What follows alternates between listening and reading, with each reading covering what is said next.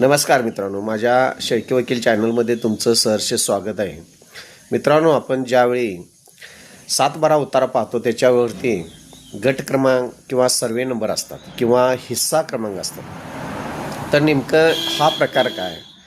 ज्यावेळी survey number असतील त्यावेळी एक गोष्ट लक्षात घ्या की त्यामध्ये एकत्रीकरण योजना राबवलेले नाही हे लक्षात घ्या.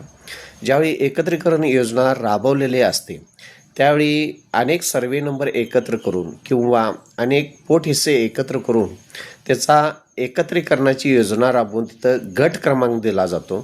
ज्यावेळी गट क्रमांक दिला जातो त्यावेळी एक लक्षात घ्या की इथं एकत्रीकरण योजना राबवली गेलेली आहे. आणि ज्यावेळी सर्वे क्रमांक असतो त्यावेळी तिथं लक्षात घ्या की तिथं एकत्रीकरण योजना ही राबवलेली नसते. त्यामुळं काही तुम्हाला 7-12 सर्वे नंबर जे जुने असतात ते सर्वे नंबर दिसतील. ज्यावेळी एकत्रीकरण योजना राबवण्यात आली त्यानंतर हे गट क्रमांक पडण्यात आले. धन्यवाद मित्रांनो.